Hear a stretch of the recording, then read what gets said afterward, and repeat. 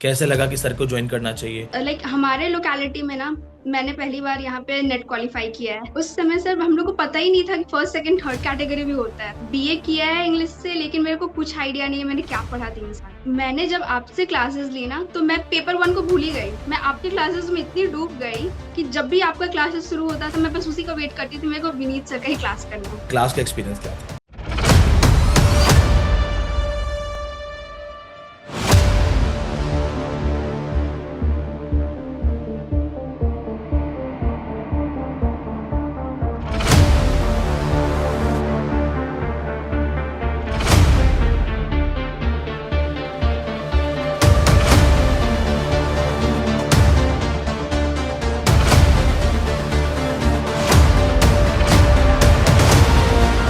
The India's Most Trusted Brand of the Year Awards 2024 with the first award category, which is Best UGC NET JRF English Coaching in Delhi by Vineet Pandey. It goes to Professor Vineet Pandey.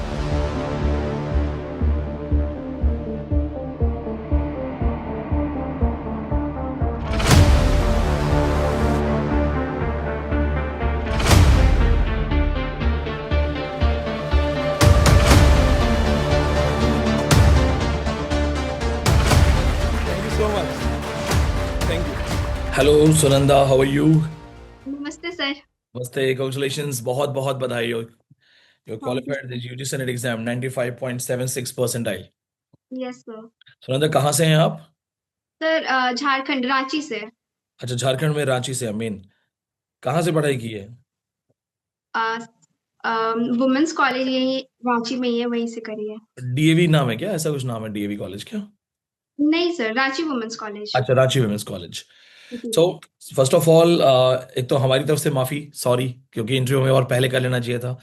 But बहुत occupied होता है, और कई बार ऐसा होता है कि हर exam के अंदर 50-60 कैंडिडेट वो होते हैं जिनका इंटरव्यू कर ही नहीं पाता हूं, कभी बात नहीं कर पाता। तो आई एम रियली सॉरी, मुझे सिर्फ एक वीकेंड मिलता है बात कर पाने के लिए। And no finally we are here. Sunanda, how is your journey?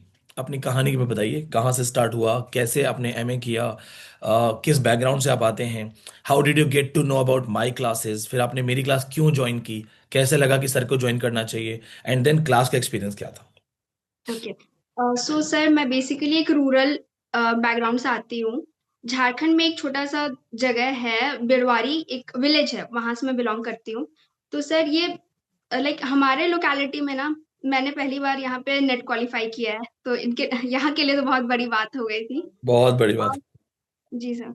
और उसके अलावा सर मैंने जून लास्ट ईयर जून में मैंने एग्जाम दिया था, तो अभी मैं फर्स्ट ईयर में हूँ, एमए फर्स्ट ईयर में। सो मैंने उस समय जब दिया तो मैं बस ट्रायल बेसिस पे दी थी और मेरे को समझ में आ नहीं रहा था सिलेबस है क्या। एंड मैं बस पेपर वन प्रिपेयर करके गई थी, देन ऑल्सो मैं थर्ड कैटेगरी में आ गई थी। बहुत तो बढ़िया। उस समय सर हम लोग को पता ही नहीं था कि फर्स्ट सेकंड थर्ड कैटेगरी भी होता है। तो जब रिजल्ट आया तो मम्मी पापा को लगा नेट क्वालिफाइड हो गई, और उन्होंने सारी जगह स्टेटस पे डाल दिया कि मेरी बेटी नेट क्वालिफाइड हो गई। सर मैं फोटो पेपर में भी आ गया। बाद में हमने रिसर्च किया कि नहीं, नेट क्वालिफाइड नहीं है, बस एडमिशन की पीएचडी है। तो मेरे को सर इतना बुरा लगा, तो फिर मैंने सोचा अब तो प्रिपेयर करना पड़ेगा क्योंकि बेइज्जती हो गई है।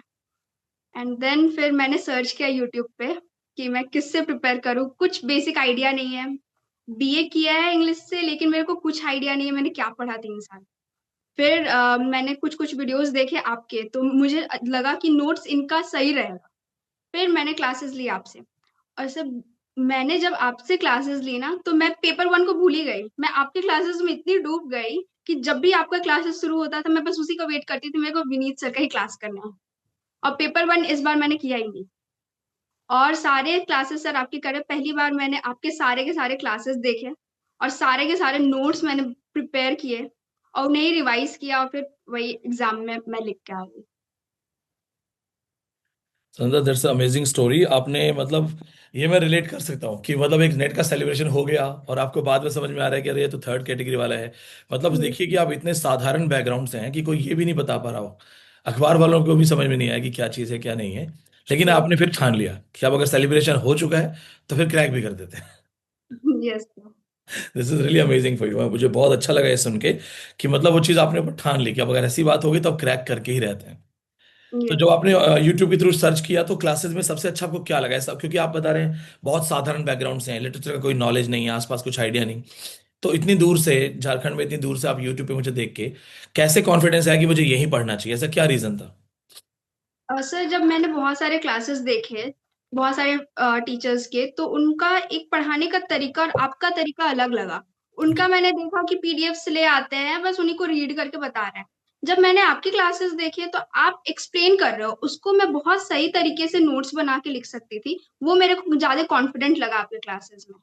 अच्छा, हाँ, क्योंकि पीडीएफ रीडिंग जो है ना, चैट जीपीटी से पीडीएफ रीडिंग बना के पीडीएफ पीडीएफ पे बोल देना, तो बहुत आम बात है। मैं अभी जानता भी हूँ कुछ इस लोगों को, इस तरह के लोगों को जिनको अगर पीडीएफ ना दो तो वो एक लाइन बोर्ड पे नहीं पढ़ा पाएंगे, बट ठीक है, आपने ये समझदारी दिखाई, क्योंकि रियल नॉलेज किसी पीडीएफ का मोहताज नहीं होता, until unless it is a presentation. Presentation में टेक्निकल टर्म्स होती हैं, वहां जरूरी होना चाहिए पीडीएफ, स्कॉलर्स यूज करते हैं, अच्छी बात है। बट टीचिंग में, क्लासरूम टीचिंग में रेगुलर पीडीएफ के भरोसे, क्योंकि बच्चा जो है ना वो भी टीचर का एक्सप्लेनेशन नहीं देखता, वो भी बोर्ड देखता रहता है, ये बोर्ड पे क्या जा रहा है। अच्छा, अपार्ट फ्रॉम दिस फैमिली में कौन कौन है? मम्मी पापा और मेरे भाई। जी। और लिटरेचर बैकग्राउंड से कोई नहीं है, आप अकेले हैं? नो सर, मेरे खानदान में तो पहली बार मैंने ही नेट क्वालिफाई किया है। पूरे खानदान में अकेले आपने नेट क्वालिफाई किया है। तो how was reaction of family members, सबका रिएक्शन कैसा था? बस सबने मुझे कॉन्ग्रेचुलेट तो पहली बार ही कर दिया था, बाद में मुझे हाँ। फिर से एक बार कॉन्ग्रेचुलेशंस मिली। और आप विमेन कॉलेज जहाँ से पढ़े हैं, वहाँ पे कॉलेज में प्रोफेसर टीचर्स का क्या रिएक्शन? सर अभी तो छुट्टी चल रही है, अभी मैं गई नहीं हूँ कॉलेज, अभी जाऊंगी उसके बाद मैं बताऊंगा उन्हें। तो लगभग कितने घंटे आप पढ़ाई करते थे, क्योंकि क्लास ही मेरे ख्याल से बहुत लंबी हो जाती थी। ये सब बहुत ज्यादा होता था, मेरे क्लासेस भी होते थे, एमए के क्लासेस होते थे, अपार्ट फ्रॉम दैट कुछ बीच में एग्जाम्स भी आ गए थे, ईएमआरएस केवीएस वगैरह। हम्म तो हम्म, मैं हम्म। फिर भी सर आपके सारे के सारे लेक्चर्स देखती थी, और उसके अलावा कोशिश करती थी कुछ ज्यादा ना हो सके फिर भी, लेकिन पीछे वाला रिवाइज करती थी। एंड मोमेंट तक भी शायद सर मेरे कुछ कुछ टॉपिक्स रह गए थे, उन्हें मैं एग्जाम्स खत्म करने के बाद मैंने कंप्लीट किया है। अच्छा, जब ऑफलाइन बैच वाली क्लास मिलती थी ऑनलाइन में, तो क्या लगता था क्लास में पढ़ाते वक्त, मेरा क्या सबसे अच्छा आपको लगा कि ये सबसे अच्छी चीज है? सर रैपिड फायर मेरे को सबसे सही लगा। जब ऑनलाइन में मैं उसे देखती हूँ ना, तो मेरे को एनजाइटी फील होता है, यहाँ पे ऑफलाइन वाले इतने पढ़ पढ़ के वो लोग आंसर्स दे पा रहे हैं। हम पॉज करते थे, फिर देखते थे, जो आंसर मुझे नहीं आता तो वो टॉपिक में वापस हम चाहते थे, फिर हम देखते थे। तो वो एनजाइटी लेवल की वजह से सर कहीं ना कहीं कुछ क्वेश्चंस जो थे वो दिमाग में बैठ गया। रैपिड फायर से मतलब ये हो जाता था कि रेगुलर कैसे आंसर करें, तो रोक रोक के आंसर करते थे, प्रयास करते थे। Yes sir. और जो आप चूंकि पहली बार लिटरेचर इस लेवल पे पढ़ रहे थे, तो कहीं ऐसा लगा कि मैं गांव से हूँ, सर की क्लास तो समझ ही नहीं आ रही, एकदम ऊपर से जा रही है, थ्योरीज, कल्चर स्टडीज, लिंग्विस्टिक्स? नहीं सर, आपकी क्लासेस तो ऐसी थी जैसे आप कोई टॉपिक पढ़ाते थे, लाइक फेमिनिज्म आपने पढ़ाया, तो आप पढ़ा दिया, उसके बाद तो हम अपनी मम्मी से जाके बताते थे सर ने बोला है क्या सही होता है। और आपने जैसे बोला कि जो जेंडर जेंडर जो है वो सोशल कंस्ट्रक्ट है, उसके ऊपर तो मम्मी के साथ बहस हो गया मेरा। मैंने कहा था फेमिनिज्म के टॉपिक में पेरेंट्स को मत बताओ मैं क्या पढ़ा रहा हूँ। बहस हो जाता था सर घर पे। कोई बात नहीं। नॉलेज जो है ना, नॉलेज जो है वो सबसे पहले ट्रेडिशन से टकराता है। तो जो परंपरा है, वो परंपरा क्या है कि लोग कहते हैं मंगलवार को बाल मत कटवाओ, लेकिन ज्ञान के हिसाब से देखा जाए नॉलेज को, तो मंगलवार और बाल का क्या लेना देना है? तो ज्ञान हमेशा परंपरा से टकराता है, वो नॉर्मल है। अभी तुम आगे पढ़ोगी, प्रोफेसर बनोगी, तुम्हें समझ में आएगा। और जितना ज्यादा आदमी पढ़ लिख लेता है उतना वो दुनिया से थोड़ा कट हो जाता है। तो ये बहुत अच्छी शुरुआत हुई। अच्छा, जब इतने मतलब आवर्स, आप एक अगर हम समराइज करें कि कितने घंटे पढ़ लेते थे क्लास के, तो 7-8 घंटे में जानता हूँ, सुबह से शाम तक क्लास थी, उसके बाद अपना कितना पढ़ लेते थे? सर मैं सुबह 3 बजे उठ जाती थी, 3 से 6।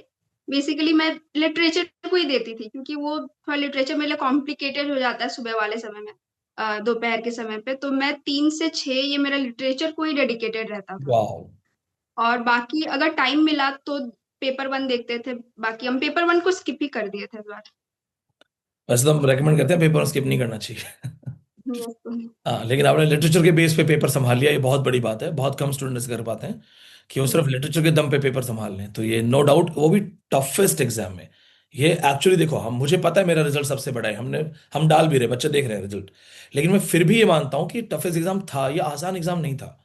तो आपने जिस टफेस्ट एग्जाम में एक अपनी जो सक्सेस को मेंटेन कर दिया, और एक जो नाक का सवाल बन गया था, एक प्रेस्टीज इशू, उसको आपने बकायदा हैंडल किया। लोग उस स्ट्रेस में लोग गिव अप कर देते हैं कि नहीं हुआ तो नहीं हुआ, तो सबकी सबसे बेइज्जती हो जाएगी। But the way you fought back Sunanda, I am really proud of you. तो बहुत अच्छा थैंक लगा। अब आप अपना एमए अपना है कंप्लीट करिए, और जब भी आपको हमारी जरूरत पड़ती है, इनफैक्ट मैं सजेस्ट करूंगा, क्योंकि क्रैक हो चुका है तो अटेम्प्ट करते रहो, रिवाइज करते रहो, जेआरएफ के लिए जाओ। एट्थ पे कमीशन लगेगा तो लगभग 54,000 पर मंथ मिलेगा। यस और जेआरएफ के लिए कुछ ज्यादा दूरी नहीं है, जो पढ़ रही हो उसी को रिवाइज करो। और चूंकि लिटरेचर पढ़ के तुमने नेट निकाल दिया, इस बार पेपर वन को और हाईलाइट कर दो। यस इस बार कम से कम 20-30% of your study timings paper one. जो 3 से 6 है रूटीन, ये 3 से 6 अपना लिटरेचर रख लो, ठीक है। लेकिन बाकी पूरा दिन है ना, पेपर वन को दे दो। क्योंकि पेपर वन में एक अच्छा स्कोर करके तुम्हारा जेआरएफ हो जाएगा, अगले ही एग्जाम में हो जाएगा लगे हाथ। और जैसे ही एमए पूरा फाइनल होगा, तुरंत अपने कॉलेज में या आसपास यूनिवर्सिटी में पीएचडी मिल जाएगा। पीएचडी मिलते ही, इनरोल होते ही, आपको 54,000 पर मंथ मिलना शुरू हो जाएगा, जैसे ही एट पेड कमीशन लग जाएगा। पीएचडी टॉपिक्स, कैसे सेलेक्ट होना है, इंटरव्यू क्या होता है, प्रपोजल क्या होता है, ये हम करवाएंगे, ये हमारी जिम्मेदारी है। जितने भी हमारे ओके जेआरएफ स्टूडेंट्स होते हैं ना, उनको हम खुद गाइड करते हैं, रेगुलर मॉनिटर करते हैं। तो अपनी मेहनत कंटिन्यू करनी है, गिव अप नहीं करना उसके आगे। ये नहीं होना चाहिए कि हाँ नेट हो गया अब रिलैक्स हो गया, नहीं। अपना 54,000 अच्छा लगेगा ना पर मंथ, यस बचेगा तो घर पे भी दे सकती हो। 25,000 घर पे भी दे दोगे तो भी सब लोग खुश। तो work hard and you have proved you can do it. Yes बाकी सर मुझे बहुत अच्छा लगा आपसे बात करके। मुझे ये सबसे अच्छी चीज लगी कि इस लड़की ने ठान लिया पहले कि करना ही है, और फिर करके दिखा दिया। तो I am really proud of you. और बाकी जो नोट्स वगैरह जितने बनाए हो, कितने नोट्स बनाए होंगे क्लास के? सर मेरा जो कॉपी था वो 400 पेजेस का था, तो टोटल 2 कॉपीज बने हैं। 800 पेज के नोट्स हो गए। जी सर। और 800 पेज के नोट्स कितनी बार रिवाइज कर दिए होंगे? मैंने एग्जाम से पहले 2 बार रिवाइज किया था, और अभी अभी भी रिवाइज कर रहे हैं क्योंकि एग्जाम्स अभी और हैं आगे में। नोट्स का क्या बेनिफिट मिला? सर सारे क्वेश्चंस मेरे को लगा ना आप ही बता रहे हो वहां पे। अच्छा, इतने सारे क्वेश्चन नोट मिल गए। तो इस बार फिर पेपर वन को टारगेट करो, ताकि यस जेआरएफ हो जाए। और फिर अब जैसे तुमने ये ठान लिया था नेट निकलेगा, अब ठान लेना कि अब जेआरएफ करके फिर सर से बात करनी है। Okay sir. ठीक है Sunanda, may God bless you, और मिलते हैं जल्दी। अपना ख्याल रखो, convey my regards to family members. Thank you sir. Take care.